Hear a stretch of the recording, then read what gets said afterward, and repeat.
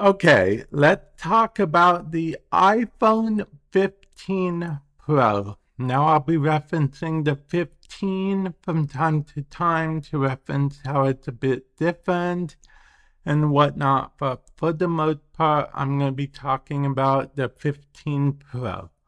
So, yeah, the Apple event just ended at the time of making this video. And did a few things that I think we should go over. When I look at this thing, I'll explain what I've seen throughout. So yeah, let's go down the list. Let's start with my least favorite feature, the action button. I don't know if I can show you guys here, but the iPhone 14, well, really just about every iPhone had this little thing here. You flip it upwards and it's normal mode. You flip it down and it is silence mode. Well, they are kind of changing it with this button. This button is actually going to serve as a long press to mute, long press to unmute button, silent, unsilent, and apparently you'll be able to program it with a bunch of extra stuff and whatnot. And that's fine and dandy, except for I don't like it.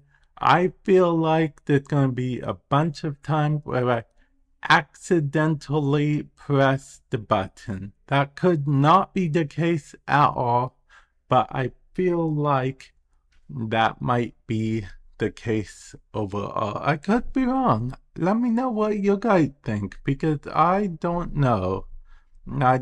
These are the colors that you will get to choose from. So they are titanium, black. I forget what they call them officially, but here's all the colors. I'll be honest, this is not that bad. This is black titanium, white titanium, blue titanium, natural titanium, and just all the colors. I like the black titanium one, but if I'm being perfectly honest, chances are I'll have a case, and there will probably be a black case, as is my usual way to look at them. So yeah, there's that.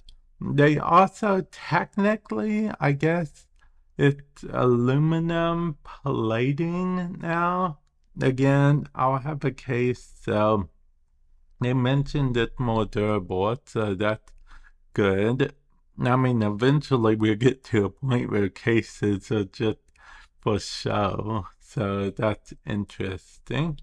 Now, they mentioned a new A17 Pro chip, which they say is brilliant for gaming. They showed off a few games and whatnot. Now, I do want to say that the iPhone 15, not Pro version, the 15 and the 15 Plus are actually getting the A16 chip, which for those of you guys that don't know is what's in the iPhone 14 Pro. Basically, the iPhone 15, the normal and the Plus versions are basically getting most of the features from the iPhone 14 Pro. Not the camera though. It won't have 3 cameras, so keep that in mind. But Dynamic Island, all that stuff, all of the 15s will have that. So gaming on an iPhone. I'll be honest, I don't use my iPhone for big games and stuff, but apparently it's going to be able to do like extreme ray tracing and go up to 30 FPS just fine. So, I guess, like I said, I really don't do much iPhone gaming. I use my iPad Pro for gaming sometimes, but maybe I will. Maybe this will be something that I start doing. Maybe it will awaken the mobile gamer in me. But most of my mobile games I played on uh, Mac, on PC, or on iPad. So yeah, that. But yeah, now cameras. Okay, so they did actually show off a feature that I do like. Let's go down here to the selfie portrait mode. Apparently, it will like automatically be able to detect portrait mode and then help you with portrait mode so you don't have to forget it necessarily. Ultra wide, we are looking at all the different millimeters. They are basically lenses. So the best thing I can think here, I could be entirely wrong, but they are digitally replicating different lenses. That's my best of what I think is happening. I could be entirely wrong there. And yeah, 120 millimeter of pure pro zoom. So this is cool because this is the iPhone 15 Pro zoom, all that stuff, up to 5 times. Now that is very good. I'll be honest, I don't do much photo taking on my iPhones, despite me picking up the Pro models of the iPhones. Well, okay, that's not entirely true. Like, if I'm at like a family get together or hanging with friends, sometimes they will be like, hey, take a picture. I guess that's one of the things of having iPhone or a phone with a good camera. You're the resident take pictures person. So yeah, I get that's good for that. We talked a bit earlier about the action button, silent mode.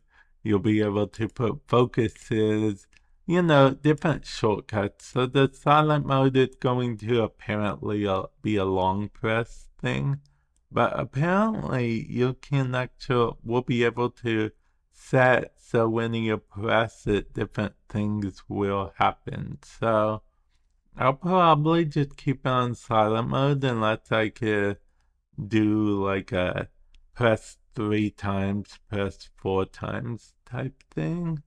So yeah, translate seems interesting. Not sure how that's gonna work, but yeah. Okay, so here it says Gigablast your gigabit. Basically, what it's talking about is the USB Type-C connector. Yes, USB Type-C. All the iPhones are getting USB Type-C. So all the iPhone 15s across the board will have USB Type-C finally. But the Pro series of phones get faster data connecting by USB Type-C. So all of the iPhone 15s get it, but the Pro and the Pro Max get faster data transfer, which is fair, I suppose. Fair, I suppose. I'm just happy that whenever I do decide to upgrade my phone, I will finally be able to actually charge my iPhone using the same cord as my iPad. And then if I ever upgrade my AirPods, I'll be able to use the same cord to charge them as well. Although, if I'm being perfectly honest, I'll probably still use MagSafe to charge, which all of the iPhone 15 models do support MagSafe. And, it's just one of those things. I like to have the option, okay? I like to have the option. And of course, they use the all-new Wi-Fi 6E. So, see, that's the thing. They didn't mention too much about Wi-Fi 6E. I expected them to say it as one of their big features in the event, but they didn't. I was very surprised by it. So, better battery life. It says up to 29 hours video playback on the Pro Max. So that is interesting. And then up to 23 hours video playback on the 15 Pro. So that is, I like those, okay? I like the numbers. It means longer battery. My iPhone 14 Pro already gets me through the day just fine. But if I can do this amazing stuff, maybe I can get 2 or even 3 days out of it. They also introduced roadside assistance via satellite, which is pretty cool. They also mentioned that these are basically like rapid fire mentions I'm going through. They also mentioned eco-friendly, so they have this plan that by 2030, I believe, they want to be fully eco-friendly, zero carbon footprint, so they've been using recycled materials and stuff, whatnot. Of course, they're all getting iOS 17. We already know that, though. So that is very cool. And then let's see, you can answer calls and messages from your iPhone directly on your Mac. I know that already. I don't necessarily always use those features though. And here's the pricing.